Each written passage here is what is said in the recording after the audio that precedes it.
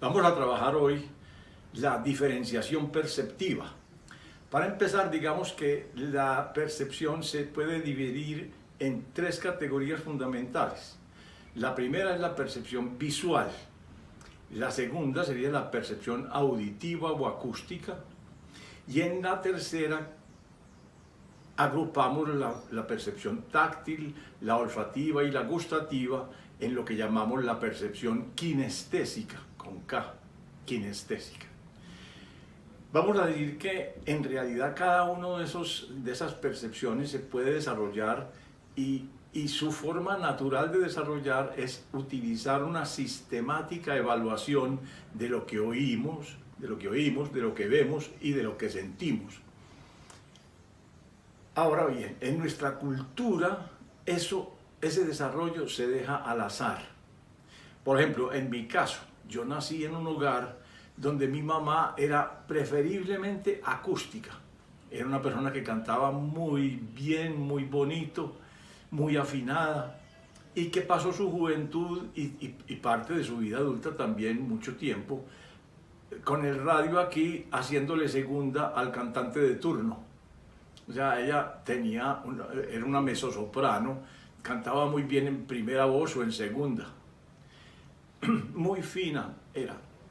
Pero también era muy visual. Mi mamá bordaba, y bordaba cosas muy bonitas. Por ejemplo, en una servilleta o en una toalla ella podía bordar unos conejitos hermosísimos o angelitos en un pañuelo.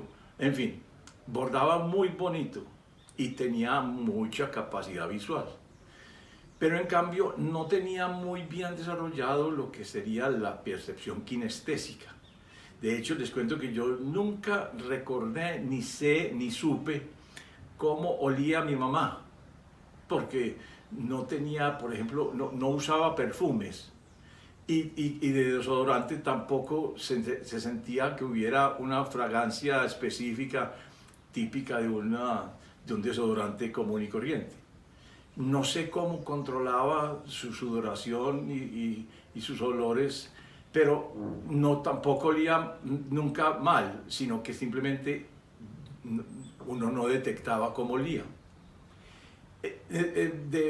Por el otro lado, mi papá era un odontólogo, y un odontólogo como tal tiene que tener una visión supremamente cuidadosa. ¿Por qué? Porque tiene que tallar los dientes, tiene que tallar una muela, si va a hacer un implante, tiene que prácticamente hacer una estructura completa, como si fuera un escultor.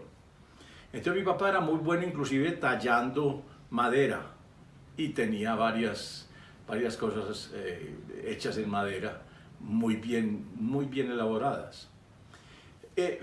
Pero mi papá sí era también además muy kinestésico. Mi papá sí. Con él sí se acordaba uno perfectamente cómo olía. Él usaba lociones muy finas. Después de la afeitada siempre usaba alguna loción especial. Usaba jabones muy, digámoslo, olorosos, muy intensos y de unas fragancias supremamente refinadas. En cambio, era prácticamente poco acústico. Tan poco acústico que alguna vez lo vimos cantando en el baño y supimos que era el himno nacional por la letra, no por la música, por la letra. O sea, él no tenía una orientación a la evaluación acústica de su ambiente. Entonces, si vamos a ver qué pasa conmigo, que nací en ese hogar, entonces tenemos claro que las mayores evaluaciones del medio ambiente serían visuales, porque mi mamá era altamente visual y mi papá era primeramente que todo visual. Entonces muchas veces recibimos instrucciones usted cómo ve esto, usted qué colores ve allí, usted cómo ve esta montaña. Por ejemplo, un juego que teníamos muy claro con mi mamá era: estudiemos todos los tipos de verde que vemos en esa montaña. ¿Cuáles son? ¿Cuántos vemos? Y entonces poníamos a discutir y a examinar juntos y a ver quién veía más y quién hacía un inventario más completo de todos los colores y matices del verde que se veían en la montaña. Eran juegos, digamos, como naturales. Entonces, yo primero que todo soy visual. Ahora bien, yo de segundo soy acústico. Yo fui tal vez el hijo más cercano a mi mamá. Entonces yo cantaba con ella desde muy pequeño.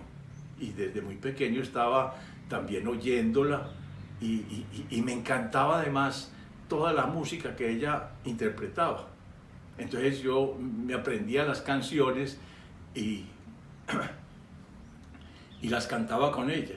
Y cuando ya empecé a tocar guitarra, cantamos mucho juntos. Y tanto, indiferentemente, yo haciendo la primera y ella la segunda, o ella la primera y yo la segunda. O sea, no teníamos en eso ninguna dificultad. Y de tercero, yo soy kinestésico. Yo soy un tipo que, por la influencia de mi papá, yo recuerdo muy bien todos los perfumes que él usaba, los jabones que utilizaba, y yo mismo tengo, digámoslo así, una afición a consumir jabones finos y de fragancias muy refinadas. Pero miren, eso es un problema, digamos, de la cultura, porque no tiene una programación equilibrada de esas categorías perceptivas. Porque uno podría nacer en un ambiente en donde la cultura se preocupara de toda la percepción, no solamente de una parte y de otra parte. ¿Por qué es importante el desarrollo compensado, equilibrado de la percepción? Porque tiene mucho que ver en la comunicación interpersonal, inclusive en la comunicación más íntima, que es la comunicación sexual, por ejemplo. Una vez tuve un amigo que me consultó por problemas de relación sexual con su esposa. Y poco a poco empezamos a descubrir cuál era la orientación perceptiva de cada uno y nos dimos cuenta de que él era un tipo muy visual y ella predominantemente kinestésica. Entonces el problema aparece siempre es al inicio de la relación. ¿Por qué? Porque ella, como es kinestésica, ella quiere abrazar a su esposo, sentir su calor, olerlo, besarlo y sentir la textura de sus labios y de su piel. O sea, ella es kinestésica, entonces ella busca esa aproximación. Pero mi amigo, siendo predominantemente visual, casi que lo que estaba siempre haciendo era separándola para verla, porque para él se llenaba, digamos, de pasión por su mujer por medios visuales, por la percepción visual de ella. Pero ella, como kinestésica, era una persona que no cuidaba su apariencia, no le daba importancia a eso. Entonces yo con él decía, bueno, vamos a hacer una cosa, la aproximación que tú vas a hacer, que sea básicamente kinestésica. Cuando vayas a empezar una aproximación a ella, es importante más bien invitarla a comer, invitarla a bailar. Sería maravilloso, porque ella está buscando el calor tuyo, está buscando la temperatura de tu cuerpo, tu olor. Sería importantísimo que tuvieras una fragancia que le guste a ella. O sea, vamos a ayudarle a que se despierte su pasión por el lado perceptivo que ella desarrolló con preferencia, que es la kinestesia. Y ya después te aproximas ya a la parte de relación sexual y verás que te va a funcionar mucho mejor. Pero a ella también había que decirle cosas. A ella yo me acuerdo que le dije, consígase una amiga que sea muy visual, porque es que usted, en lugar de usar una vestimenta bien atractiva, bien sugestiva, bien sugerente, utiliza una funda matapasión. Pues entonces su esposo no se conmueve con esa manera como usted viste. Consígase una amiga y váyase a buscar una pijama bien sugestiva, bien bonita. Consígase unas medias, un liguero bien sugestivo, con colores interesantes, con oscuros fascinantes. Si puede conseguirse por decir alguna cosa, un látigo, pues de una vez mejor. O sea, cualquier cosa que usted sienta que puede ayudarle a que su esposo se llene de pasión, de interés, de motivación hacia usted. Entonces hacíamos eso y lográbamos que la pareja funcionara mucho mejor en el ambiente, en su parte íntima. Pero lo mismo sucede, por ejemplo, en la educación. Si yo tengo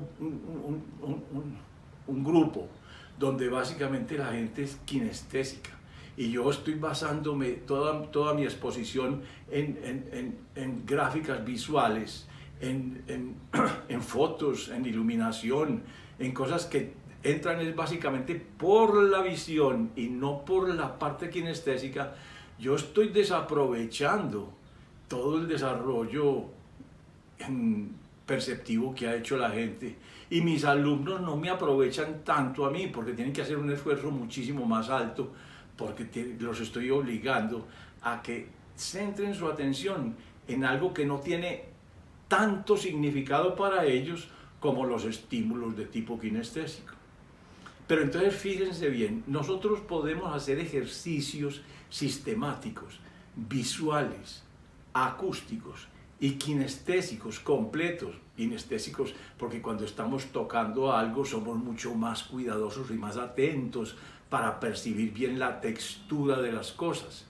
Cuando estamos oliendo algo podemos ser mucho más cuidadosos y más detallados y más evaluativos, es decir, podemos comparar más un aroma con otro, podemos hacerlo deliberadamente.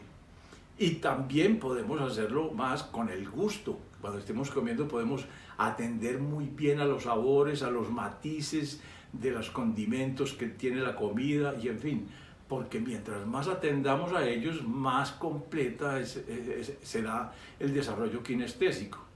Y si digámoslo así,